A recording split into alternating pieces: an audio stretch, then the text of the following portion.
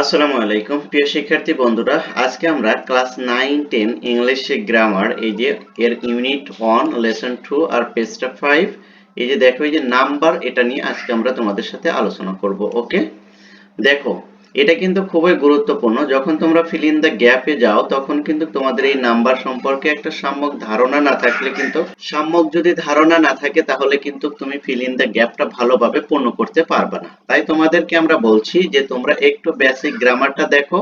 Basic গ্রামারটা দেখলে খুব সহজেই কিন্তু তোমরা এ সম্পর্কে ভালো একটা মার্ক ক্যারি করতে পারবা যখন তোমরা মডেল কোশ্চেনে যাবা। ওকে, তাহলে দেখো এই সেকশন এতে কি বলছে, read the flowing two passages and notice the forms of the underlined nouns. ওকে, দুটি লাইনের একটা প্যাসেজ দেওয়া আছে, সেই প্যাসেজটা দেখে তুমি কি বুঝতে পারো আন্ডারলাইন কৃত পদগুলো। ওকে, দেখো এই যে এখানে খেয়াল করো, এই যে এই দুটো প্যাসেজের কথা আমাদেরকে বলছে।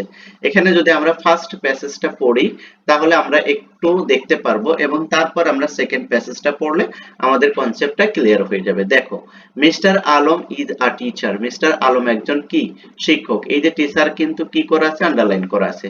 তারপর দেখো হিজ ওয়াইফ ইজ আ ব্যাংকার। তার ওয়াইফটা কি, তার ওয়াইফ একজন কি ব্যাংকার, রাইট। এই যে এটাও কিন্তু আন্ডারলাইন করা আছে। তারপর দেখো they have only one child. তার একজন কি আছে, মাত্র একজন ছেলে আছে বা সন্তান আছে। তারপর দেখো there's is a small family. তারা খুবই কি ছোট একটা ফ্যামিলি। ওকে, এই যে দেখো যেগুলো যেগুলো আন্ডারলাইন করা আছে সেগুলো আমি মার্ক করে দিচ্ছি তোমাদের বোঝানোর সুবিধার্থে, পরবর্তীতে আমরা এগুলো কাজে লাগবে। দেখো they live a happy wife. ওকে, দেখো এই যে এখানে কি ওয়াইফও আমি কি কি লাইফটাও এখানে কি করে দিলাম, মার্ক করে দিলাম। অর্থাৎ they live a happy life, তারা কি খুব সুন্দর জীবন যাপন করছে, সুখে জীবন যাপন করছে। এবার দেখো আমাদেরকে দ্বিতীয় প্যাসেজটা পড়তে বলছে, রাইট। এবার আমরা যদি দ্বিতীয় প্যাসেজটা চেক করি তাহলে দেখি আমরা কি পাই। দেখো মিস্টার এন্ড মিসেস কি হাসান আর টিচার্স। দেখো এই যে মিস্টার এন্ড মিসেস তারা কি টিচার্স। এখানে দেখো তো একটু কি পার্থক্য দেখতে পাও কিনা একটু খেয়াল করো, ঠিক আছে। এখানে আছে হলো টিচার আর এখানে আছে হলো টিচার্স, অর্থাৎ টিচার মানে দুইজন, একের অধিক আছে, তাই না। এখানে একজন টিচার আর এখানে দুইজন টিচার। তারপর দেখো দে হ্যাভ টু চিলড্রেন। তাদের কি আছে, দুইজন ছেলে মেয়ে আছে। They have two children. দেখো এখানে আছে হলো চাইল্ড আর এখানে আছে হলো চিলড্রেন, তার মানে কি একের অধিক, প্লুরাল। তারপর দেখো both of them are student. তারা উভয় কি ছাত্র। দেখো এই যে এখানে এখানে দেখছো, এখানে কি তাদের একটা ছোট ফ্যামিলি আছে আর এখানে কি দুইজন ছেলে মেয়ে আছে আর তারা দুজনই কি স্টুডেন্ট বা ছাত্র। ওকে, অল দ্য ফোর মেম্বার্স। দেখো এই যে এখানে ফ্যামিলি, ওই উপরে আমরা কি দেখছিলাম, উপরে দেখছিলাম ফ্যামিলি, ছোট একটা ফ্যামিলি, আর এখানে কি মেম্বার্স মানে কি ফোর মেম্বার্স, অর্থাৎ কতজন, চারজন, তাই না। এবার দেখো এই যে this family are fond of books. আর কি অফ দিস ফ্যামিলি, আর এই ফ্যামিলি কি করে, আর ফন্ট অফ বুকস, এর সামনে কি বই আছে। দেখো এই যে এই বইগুলো, দেখো এখানে বইগুলো কি এক বচনে আছে না বহু বচনে আছে, বহু বচনে আছে, রাইট।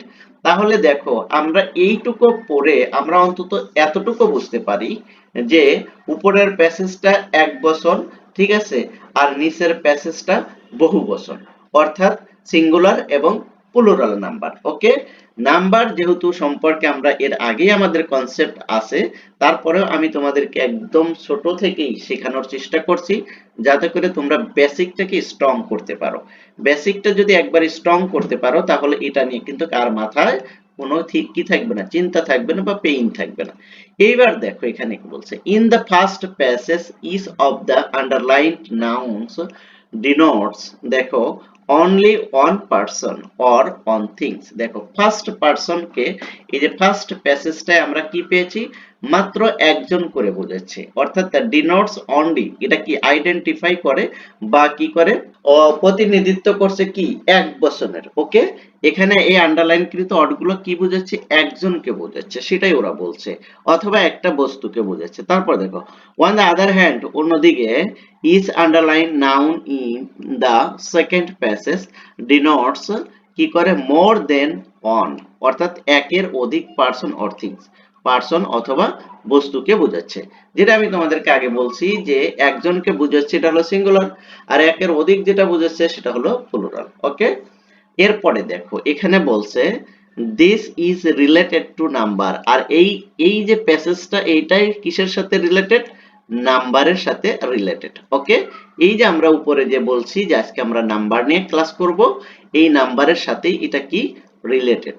ওকে, তারপরে দেখো আ নাউন দ্যাট ডোনেটস, কি বলে, one person or things is said to have a singular form. দেখো যেটা দ্বারা, অর্থাৎ যেটাকে কি করে, যেটা দ্বারা একটা মাত্র ব্যক্তি বা বস্তুকে বোঝাবে সেটা কি বলে? সেটাকে বলে হলো সিঙ্গুলার ফর্ম। ওকে, সেটা কি বলে? Singular form. এরপরে দেখো এক্সাম্পল দিছে ওরা, the noun in the first passage. First প্যাসেজের এক্সাম্পল, টিচারটা আন্ডারলাইন করা আছে, ব্যাংকার আছে, চাইল্ড আছে, ফ্যামিলি আছে, এন্ড লাইফ আছে। এগুলো প্রত্যেকটাই কি singular, are all singular in form. এগুলো কি প্রত্যেকটাই কি সিঙ্গুলার ফর্ম। ওকে, সেটাই আমি আগেও বলেছি, এখানেও তোমাদেরকে ওরা এক্সপ্লেইন করে দেখাচ্ছে। তারপরে দেখো অন দা, কি, ওয়ান দ্য কন্ট্রারি। দেখো এই যে অপর দিকে, a noun that denotes more than one person or things is said to have a plural form. অন্যদিকে আমরা কি করি, দ্বিতীয় প্যাসেজটা যদি দেখি তাহলে সেখানে একের অধিক ব্যক্তি বা বস্তুকে নির্দেশ করেছে, যার কারণে সেটা প্লুরাল ফর্ম হয়েছে। ওকে, সিঙ্গুলার ফর্ম এবং প্লুরাল ফর্ম আমরা কিন্তু বুঝতে পারলাম। ফর এক্সাম্পল, আবার এক্সাম্পলে বলছে all the nouns in the second passage, teachers, children, students, তারপর members and books are all in form. আর এগুলো কি আর প্লুরাল ইন ফর্ম, আর এগুলো সবই প্লুরাল ফর্ম। ওকে, তাহলে দেখো সিঙ্গুলার এবং প্লুরাল ফর্মটা কিন্তু আমরা খুব সহজেই ফাইন্ড আউট করতে পেরেছি। এরপরে আসো, এরপরে যেটা বলছে যে number, number is a grammatical কি ডিস্টিংকশন। দেখো এরপরে যেটা বলছে, ওরা কি বলছে, number is a grammatical distinction. Number হচ্ছে গ্রামেটিক্যাল একটা ইনস্ট্রাকশন, আর tells whether a noun also a pronoun verb or determiner is singular or plural. দেখো এগুলো কি হতে পারে, প্লুরাল হতে পারে, যে প্রোনাউনটা সিঙ্গুলার হতে পারে, প্লুরাল হতে পারে, ভার্বটা প্লুরাল হতে পারে, সিঙ্গুলার হতে পারে, ডিটারমিনটাও কি সিঙ্গুলার হতে পারে, প্লুরাল হতে পারে। এটা একটা গ্রামেটিক্যাল একটা রুলস, যেটা কি করতে পারে, যেই নাউনগুলো সিঙ্গুলার এবং প্লুরাল এগুলো হতে পারে। তারপরে দেখো there to members in English, আর এদের সংখ্যা কত, এই নাম্বারের সংখ্যাগুলো কত, নাম্বার কয় ধরনের, the singular and the plural. আর এটা কি সিঙ্গুলার এবং প্লুরাল হয়ে থাকে, এটা আমরা সবাই জানি। ঠিক আছে, তারপরে তোমাদের সাথে শেয়ার করলাম যাতে করে তোমরা এখান থেকে একটু বেসিকটাকে কি করতে পারো, কনসেপ্টটাকে ক্লিয়ার করে নিতে পারো। কারণ বেসিক কনসেপ্টটা যখন তোমার ক্লিয়ার থাকবে, ফ্রেশ থাকবে, তখন কিন্তু তুমি ফিল ইন দ্য গ্যাপে বা দ্বিতীয় পত্রে যখন তোমরা যাবে ইংরেজিতে, মডেল কোশ্চেন যখন প্র্যাকটিস করবে, এগুলো কিন্তু কিভাবে যে কাজ করবে তখন তুমি বুঝতে পারবে। যদি না শিখে যাও তখন বুঝতে পারবে যে তোমার কাছে এগুলো কতটা কঠিন মনে হচ্ছে। আর এই বেসিক গুলো যদি একটু যদি আয়ত্ত করে যাও, তাহলে কিন্তু সে সময় কিন্তু খুব সহজেই তুমি ফিল ইন দ্য গ্যাপ এবং গ্রামেটিক্যাল যতগুলো টপিক আছে সবগুলোই তুমি কিন্তু সহজভাবে করতে পারছো। তাই আমি তোমাদেরকে রিকমেন্ড করব যে বছরের শুরু থেকে, যেহেতু বই তোমরা পেয়েছো হাতে, যারা 9 এ এসো তারা অবশ্যই বছরের শুরু থেকে প্রথম দিক থেকে গ্রামেটিক্যালটা একটু প্র্যাকটিস করে যাবে। আর যারা 10 এ আসো এখনো তোমাদের ওইভাবে প্রেশারটা আসেনি পড়ালেখার, তাই তোমাদেরকে বলবো যে অন্তত কিছুদিনের জন্য হলেও গ্রামেটিক্যাল সাইডটা ইমপ্রুভ করে তারপরে তুমি কি করবে, সামনের দিকে অগ্রসর হবে।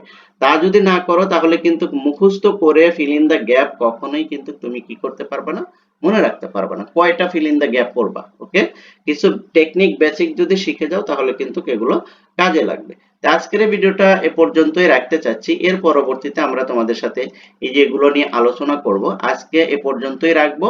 এই ভিডিওটি যদি কোথাও তোমাদের বুঝতে যদি সমস্যা হয় তাহলে অবশ্যই কমেন্টস করবে, আর ভিডিওগুলো ভালো লাগলে লাইক কমেন্ট শেয়ার করে দেবে, তোমার ফ্রেন্ড সার্কেলকেও দেখার সুযোগ করে দেবে।